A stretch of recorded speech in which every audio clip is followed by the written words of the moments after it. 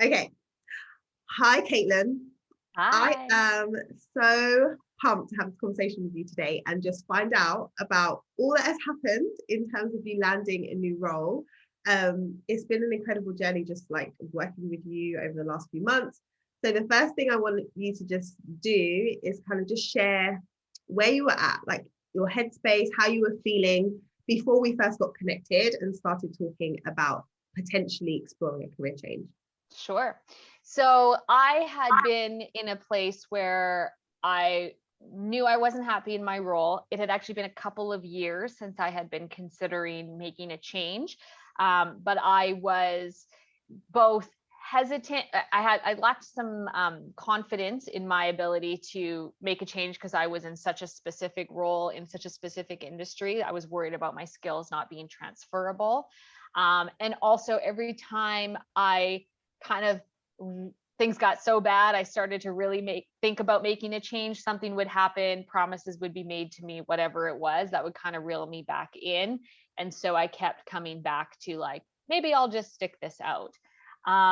But ultimately, I guess it was beginning of this year, I knew there was some misalignment both in what I was doing and my specific role, that I just wanted to explore further. And it was kind of one of those things where I felt like I'll do this course and either I'll have success and go to another role, or at least I can say I tried and just stick it out, and like decide that doing the same thing, even though I wasn't super happy with it, was just how it was going to be. Yeah, yeah. I love that. I love that. And there was that openness at the beginning. It was like, okay, I might even decide to stay, but at Yeah, least I go through absolutely. this process and then explore Yeah, what the right step is for me. Um, exactly. so talk to me about that. Talk to me about the process and how you felt going through like a step-by-step process to kind of help you to get clarity around what that next role would look like, and then the execution piece. How did that feel? Yeah, for sure. So where I was kind of like, I don't want to be in my industry. I don't even know if I want to do the kind of role or like career that I was following. And when I sat down, I did like a lot of journaling exercises. I found a lot of different like free resources online to try to clear my head on some of the things that or some of the ways I might want to go, which were super helpful, but ultimately couldn't get me to that next level of like taking action. I could think about it, I could write it down, I could go into wonderland of what would a perfect job be, but then I had no idea what to do to make that happen. Um, and so I when I started the course, the first few modules were really kind of along that basis of writing things out, and I was very familiar and comfortable with doing that. And it opened up a lot of opportunities of like, okay, I could go into this area, or I could go into this area, and I could go into this area. And I really struggled with how to unwrap like those totally different opportunities. Mhm. So I kept kind of coming back to what I was currently doing, but maybe in a different industry. Um, but I had a lot of limiting beliefs around moving industries, because even though I knew I was good, my skill set for my job, it was very specific to a specific industry. So I Mhm. had a lot of limiting beliefs about my ability to move into a different and ideally more meaningful area. Um, and then in terms of the actual like step by step, it was just bite-sized pieces. So it was very easy to take off in chunks. A lot of the modules at the time I felt were kind of just A-type personality, and you know this from working with me. I had to get that check mark in the complete, like I could not continue if I hadn't. So even if I was like, this isn't going to be helpful, but I'll do it anyways. So I did all of them. There were a couple that I did have to put on hold because I mean, we had issues with like networking in public because we were during COVID, and there was a couple that I was like, I'm not at a stage where I know enough about what I want to do to really dive into this piece. But ultimately, some of those just do it because it's on the list. Like for me, it was updating my LinkedIn and doing a whole overhaul of it. Um, those little pieces are ultimately what ended up getting me to where I'm at right now. So it was really kind of the process didn't feel, I don't want to say it didn't feel effective, as I was going through it, I was pretty sure I was just going to end up deciding, okay, I tried it, but I'm going to stick to my role, and at least I can tell myself I tried it. Ultimately, that's not what happened. And it's because I did all those little pieces that provided me with some of the additional opportunities that I hadn't been able to see. Yeah, I love that, because it's that trusting the process bit that can be so hard, particularly So when hard. you don't know where it's going to lead you. Yeah. And it's not, like, I was asking you to do things you hadn't done before, so it's kind of like, like, why am I doing this, or does Yeah. it make sense for me to be doing this? But I'm so glad that that type A personality caused you to say, well, I'm just going to do it anyway. And you mentioned like updating your LinkedIn was a big piece of that. Can you speak more to that? Like, what do you think was the kind of catalyst for you where you started opening up all these opportunities? Yeah. So, I mean, I'd been at the same company for 11 years. So my LinkedIn was super generic. It was basically just title or company title and dates. And I hadn't really gone in and put any content. I didn't have a headline. It was very, very basic. But I did follow, there was the LinkedIn masterclass, and I did that full kind of update and overhaul of my LinkedIn. I actually spent a lot of time on it because as I started to go through it, I realized I'm basically writing my resume and I'm going to need to do this anyway. So why don't I just do it in this way, keep my Word copy of it, and then I can pick and pull pieces from it if I need to. So I updated my LinkedIn. And once it was fully updated, with a little more information, even some of the settings I think helped, were like open to opportunities, but like hidden. I think there was like a hidden way, so my employer couldn't see it, but recruiters could. I started getting like a ton of emails and inbounds and LinkedIn messages from different recruiters, from some companies. Some of them were complete spam, and some of them were really quite interesting targets.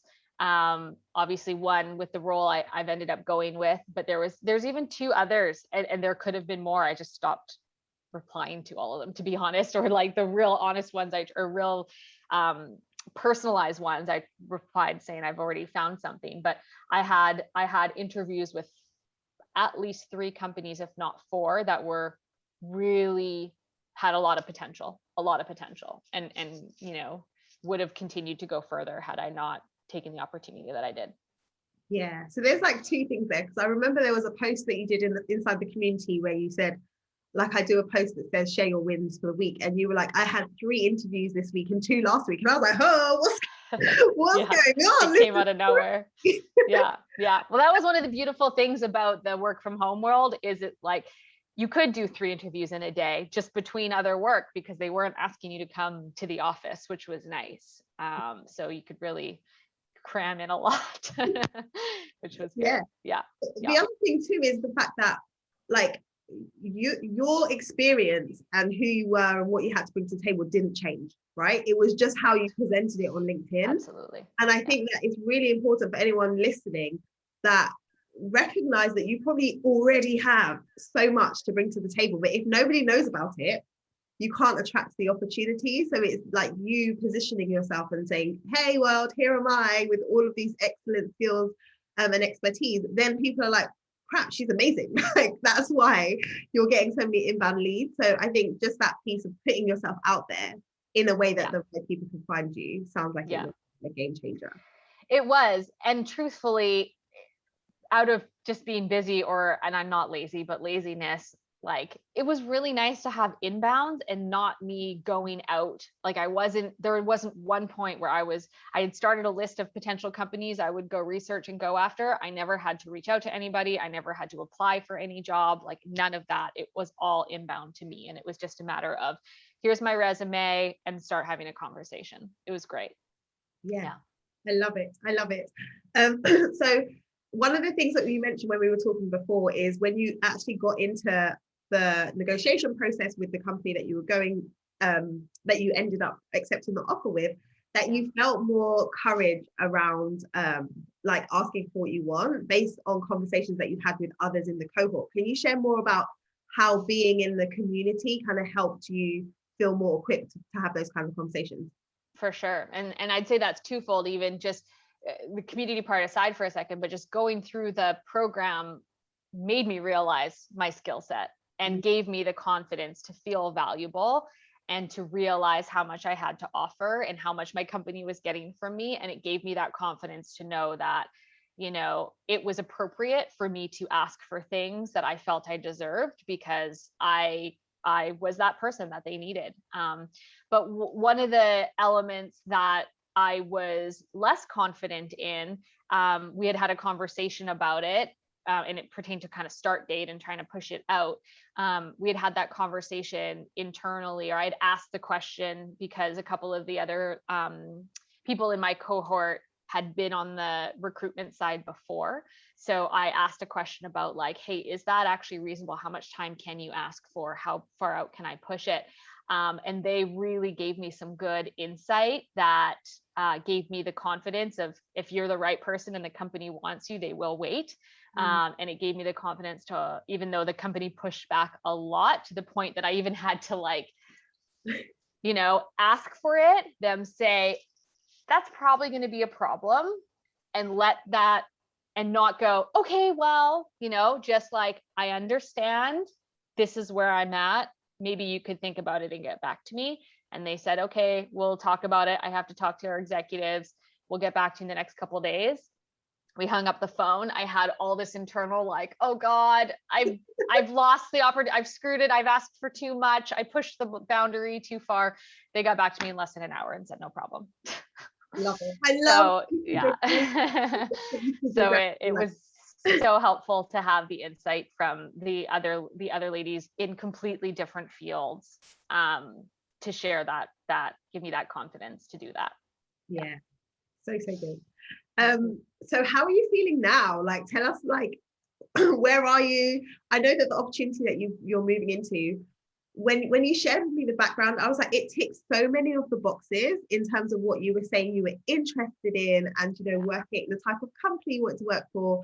So I'm like, this just literally feels like an ideal opportunity for you. It does.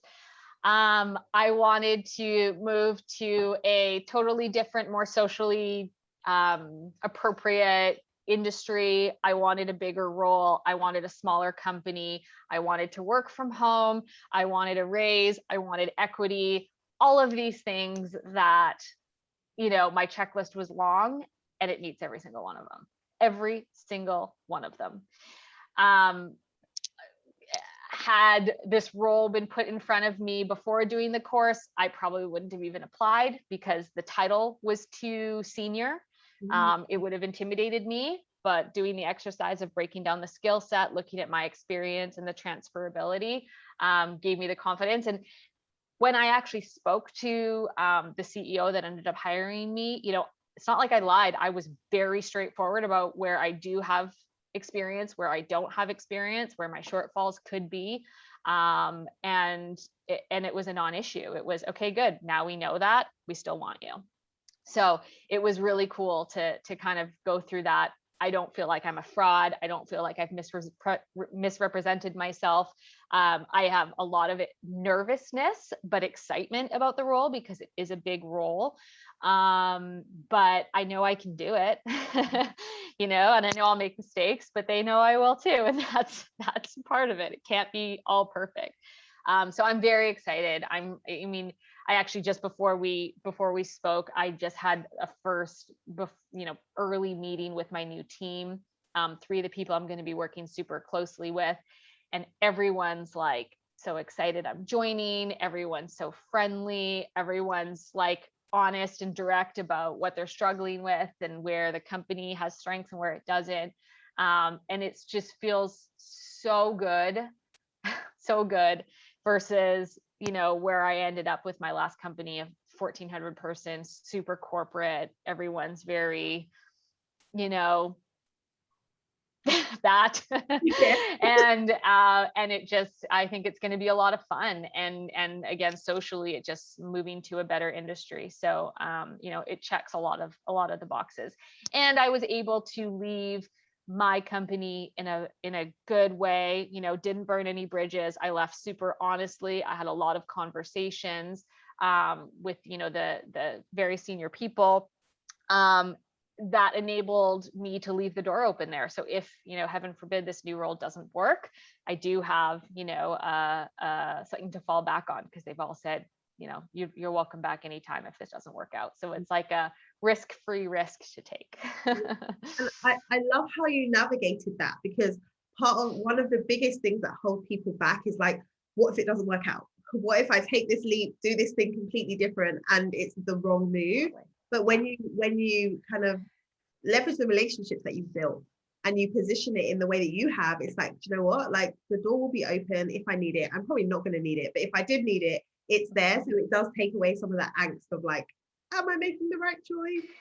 Yeah, and that's something that the course helped me with as well, because it seems so obvious, but it took me a minute to come around. And I think we did talk about this in one of our group sessions, was like, basically my entire career, 11 years, was with this one company. I felt like whatever decision I made next, that was going to be the rest of my life.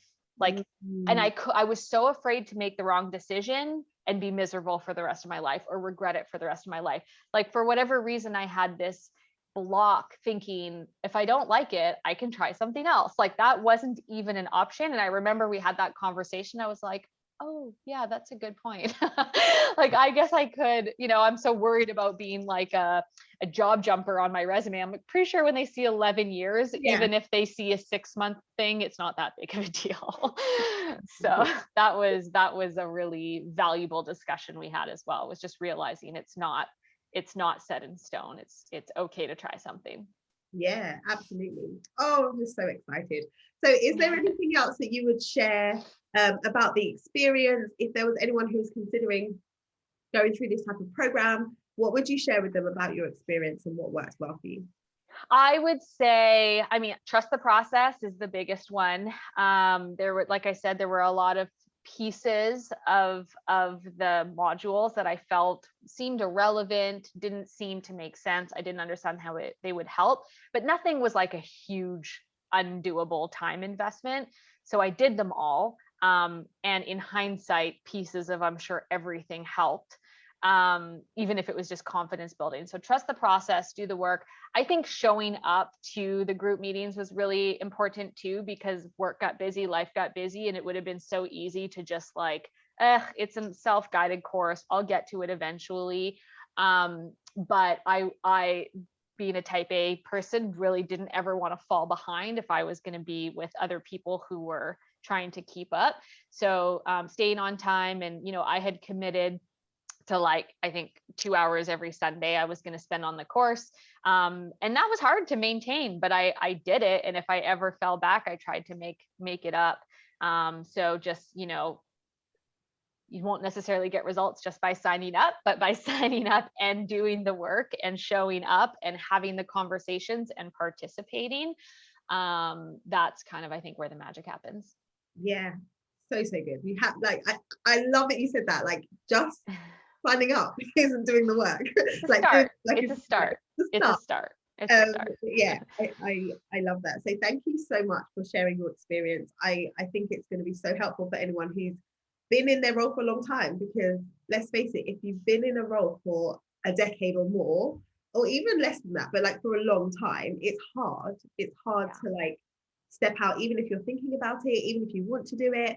But you're like living proof that, one, it's possible, but two, it's possible to get the ideal role, which is all the boxes. So I'm so proud of you, Caitlin. Like, well done.